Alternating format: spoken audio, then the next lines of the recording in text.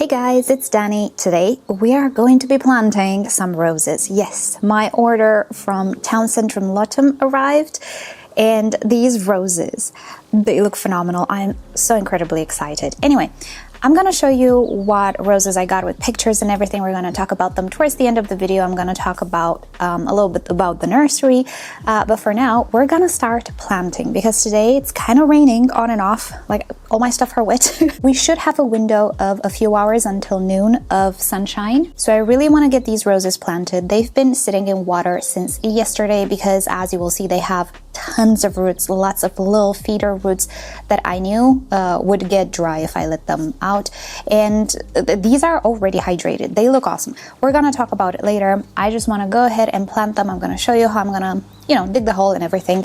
2 of them will be potted, but the rest will be in my garden, and yeah, I'm gonna take you along. Hopefully I'm gonna do things right. This is the first time I'm planting roses in the garden because it's the first time I have my own garden. So let's get to it. So first off, real quick, I actually have a plan of where I want to put each rose. I did this real quick in Photoshop because why wouldn't I?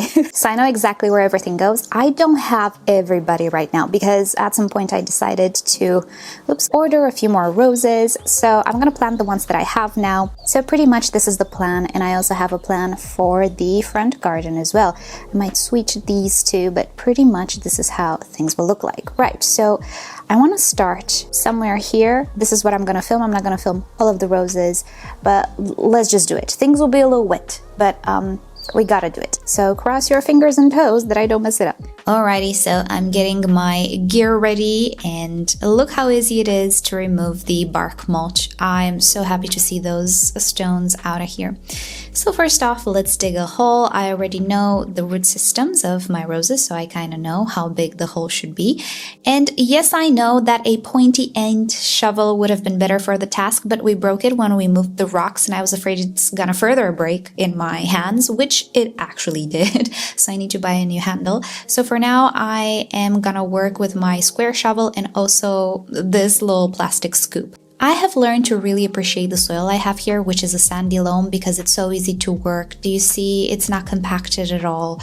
It's absolutely phenomenal as long as it's moist. When it's dry, it's a bit of a different story, but it is quite a great soil as long as I cover it and as long as I amend it with some organics. So I'm gonna put some compost in the hole and also some organic fertilizer, which I've worked with ever since I moved here, and it has worked great for me. Never burns any roots or anything.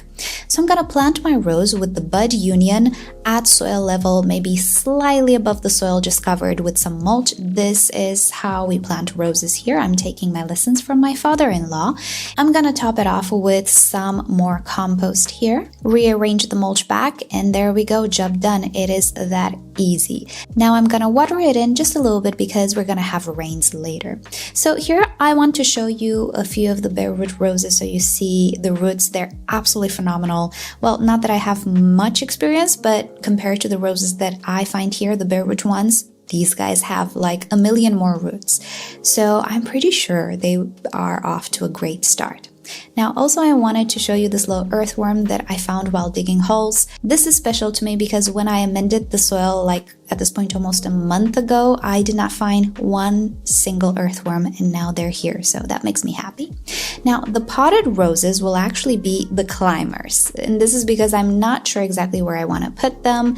So I'm gonna be using a local potting soil. I'm also gonna add this low release fertilizer, and yeah, I'm not entirely sure how big these pots are, but I would say maybe around 30 liters or so. They are not the biggest, not the smallest. Anyway, I intend to keep these guys for this year potted and then find them a permanent place in the garden. I kind of want to put them here even though I have the fake grass, so maybe in the future I might cut the grass here, I don't know. But la pièce de résistance are these beautiful obelisks. Well, they look great. They're not the greatest quality, but we're gonna do with them. Alright, here we are the next day, and it's kind of windy. If the audio turns out to be horrible, I'll just do some voiceovers, but I did manage to plant all of my roses. I actually finished just as the rain started.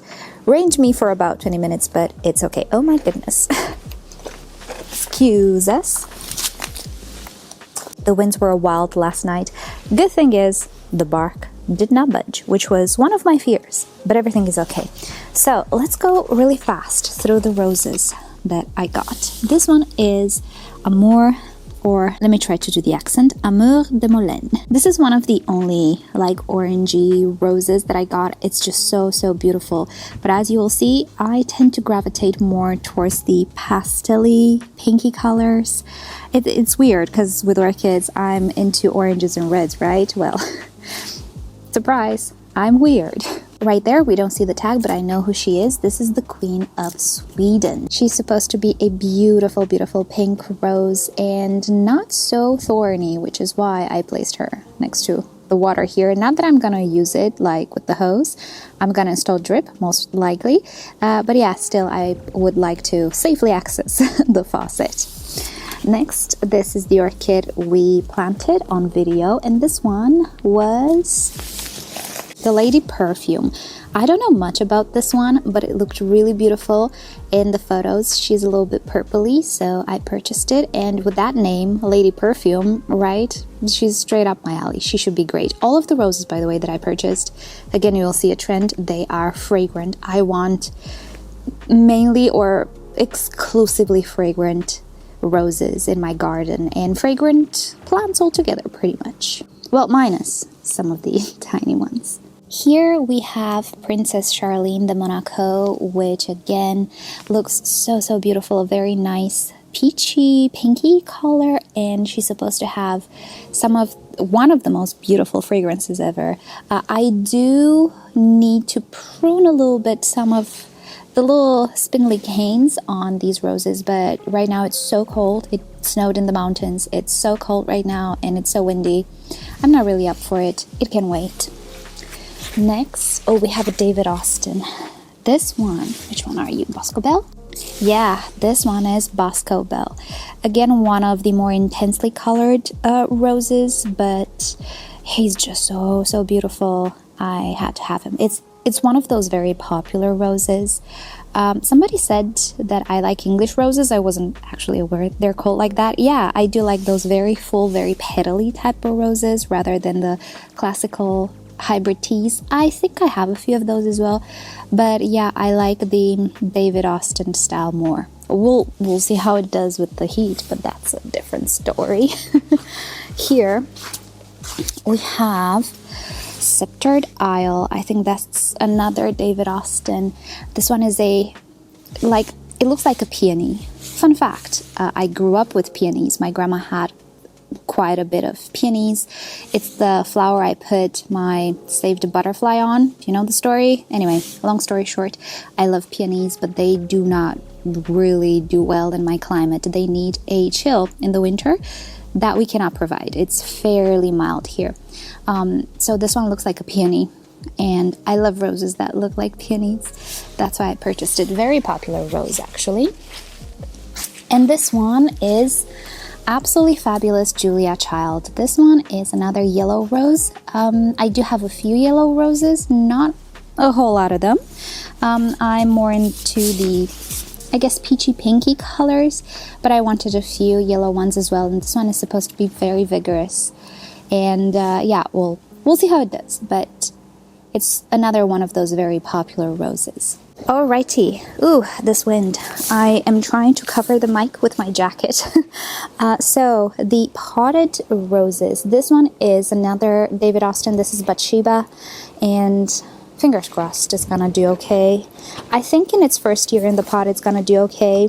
And you know, if they look amazing, maybe I will convince my husband to make a little planting hole here and there to the other one, and just have, you know, these roses climb up our gazebo, which was the plan anyway at some point in the past before we actually moved. I wanted a gazebo with roses, climbing roses, but yeah, we'll see about that. This one is, oops, sorry about that. I was trying to improve the exposure. This one is Colette, and actually the reason why I purchased it is because it's Laura's favorite climber.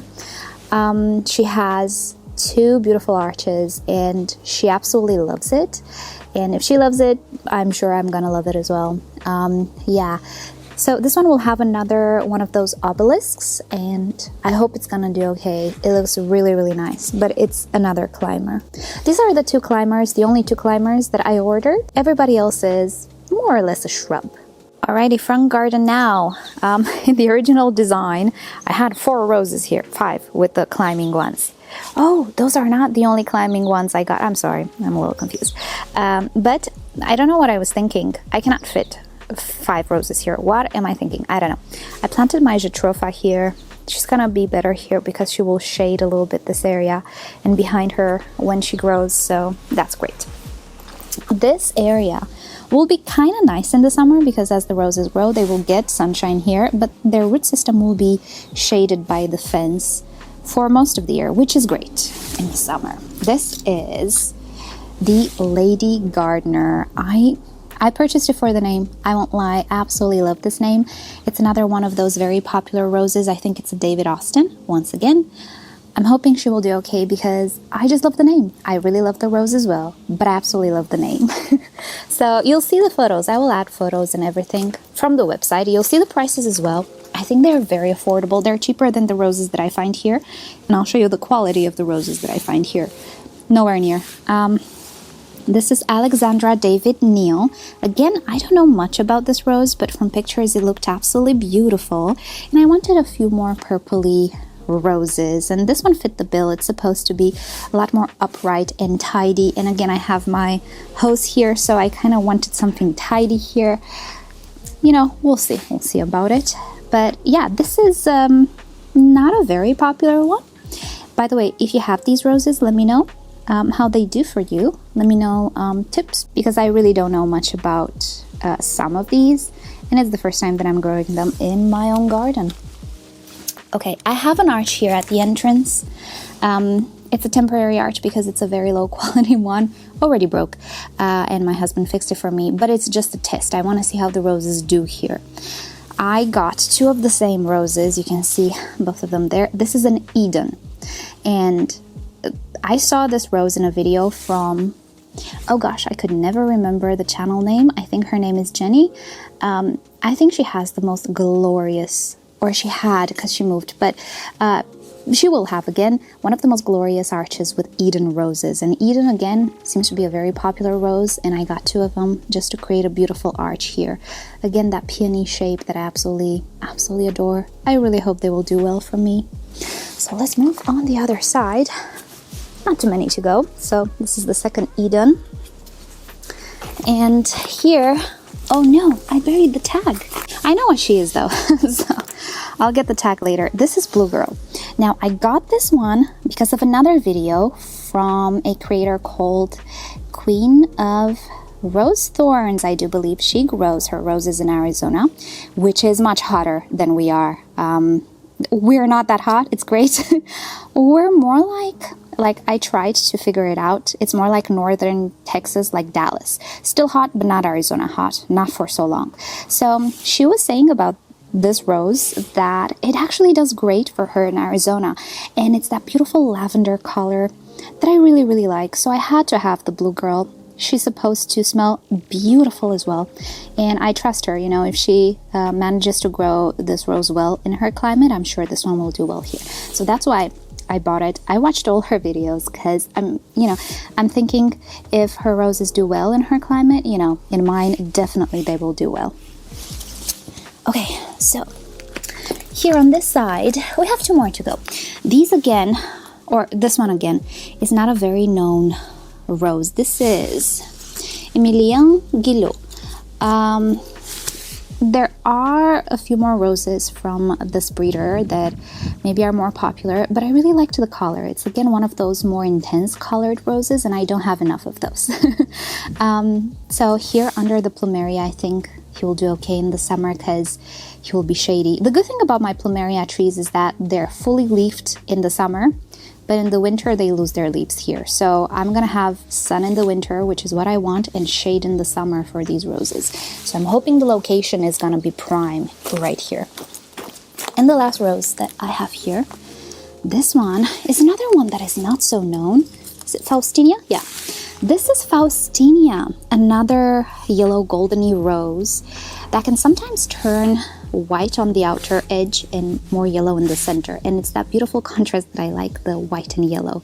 I don't think I've ever seen it in videos or anything, so I'm hoping she's gonna be okay. I'm hoping she's gonna do well. Again, prime location here under the plumeria in the summer. These two are not very tall roses, so we'll see how they do. But yeah, these are all my roses, but not the only ones I ordered. I ordered just a few more because I had a few more on my wish list. I have a lot more on my wish list, but I don't have space. So let me now just show you some roses that I found locally, just for comparison. All right, so this is one called Blossom Time. It's a climber, and initially I wanted to put it in front, and I had a second one that died. Now, these guys have no roots, so they're grafted, but there were no roots to speak of, like just one root that didn't even look alive. It looked horrible. I planted this a month ago, and it's just now starting to grow. This one was 10 euros, and the roses that I got were in between 5 or 6 euros to 10. The David Austins were more expensive, I see. This is another rose that I purchased locally with no roots. This is Rumba. It's supposed to be a smaller one. I might plant it in the ground somewhere, I don't know, but I put it here right now. It looks horrible. Again, 10 euros. There, Dame de Coeur. This one looks a little better. I didn't unpot it yet. I'm thinking it has slightly more roots than the previous ones. This is a red one, and I don't have red roses, so I wanted a red one. I'll put it somewhere in the ground as well. It's supposed to be very fragrant. These ones, I'm not sure about them. That's why I potted them. But I want a red rose. I'm not a super huge fan of red roses, especially hybrid teas. But I wanted a red rose, right? And it's supposed to be fragrant. So I'm going to plant it. But look at it. Again, 10 euros. This one is the best looking rose that I have, that I found locally. And I don't know how the roots look like. But yeah, everything else that I found, the bare root here, you know, I mean, there is a difference in quality, I would say. But yeah, so that's why I find the prices on the Nursery very, very good. So let's talk a little bit about the Nursery. Oh, there's another one that I bought locally, and I bought it because it's very, very, very old. And it looks okay, but again, didn't have much roots. I potted it almost a month ago though. So this is Queen Elizabeth. It's one of those very, very old roses. And I was a little intrigued. This was before I found the Nursery. It's pink and nice. And I thought, well, you know, it looks a little bit more like what type of roses I like, but I'm not sure about it. I might put it in the ground just as an experiment in a very sunny location, just to experiment. But I would like it if it would do good. This one is a monster. It can grow tall. It's not a climber necessarily, but it can grow tall, very tall, if you don't prune it. He's pretty though. Not very fragrant, from what I understand. Alrighty, now about the... Maybe I should select this because the wind blows from that direction. All right, so the Town Centrum Lotum Nursery. Yeah, they have amazing variety. The shipping was very fast, actually. They took 2 weeks to ship these, to actually put them at the post office. And my new order, again, it's supposed to be shipped in 2 weeks after I placed the order, but the shipping was actually very fast. About a week or so, which was great. They were all put in a box, tied together like a puzzle pretty much, but they looked very, very good. And some of them had fewer roots than others, some were beasts, but overall I think they look pretty great, and communication was great with the company. And yeah, I had a very good experience. What do you guys think? If you ever ordered roses online, if you ever ordered from them, let me know your thoughts, because I cannot believe I got my hands on these roses. I don't know what type of luck was bestowed upon me. I never dreamed I could have access to these roses ever, but here we are. We don't have these type of roses in my country, and it's hard to order here, but I'm happy they actually ship throughout most of the European Union, well, if not all of it. Maybe more. I don't know. I didn't check. But yeah, I'm pretty happy with everything. And before I let you go, I'm going to show you yet another rose that I got. This one is a gift for my in-laws because they've always wanted it. It's still in water. I'm going to deliver it to them today. But just to end the video, I'm going to show you one more that I didn't plant. And he actually is a stunner. He looks so good. This is Black Baccara. It's a rose that my in-laws have wanted for a very long time. They actually know somebody who has one, and they're always raving about how gorgeous it is. And when I told them that I'm gonna do a rose garden, they said keep an eye out for, you know, the Black Baccara if you ever see it anywhere, because they never saw it in Cyprus. I don't know where that person they know got it from. Maybe not from Cyprus. Maybe they brought it from somewhere, because they never found it here for sale. So obviously I looked for the Black Baccara on the website and I got it. They have it. This is not a fragrant rose, but it's one of those very nice, very dark red roses that I think it's very popular. And it looks really nice. It looks very vigorous. I think they're gonna be very happy. But yeah, this has been my rose adventure for today. Hopefully the audio is not horrible, and I'm so looking forward to seeing them bloom. I hope they will do okay in the summer. That's my only concern, the summertime. Other than that, they're in bloom pretty much all the time here. They don't actually go into dormancy. Anyway, so that's about it. Thank you guys so much for joining. I hope you've enjoyed hanging out with me today and seeing me plant stuff in my garden. I will do a separate playlist for garden and rose stuff. I will put it always in the description and in the pinned comment. If you're here for the orchids and you're not interested at all in the gardening section, you know, we'll see you in the orchid videos. But if you want to see the gardening and specifically rose videos, I'll make a separate playlist that I will always share in the pinned comment, so you can check it out. Right, so that's it. I'll see you all next time. Thank you again for joining me. Bye.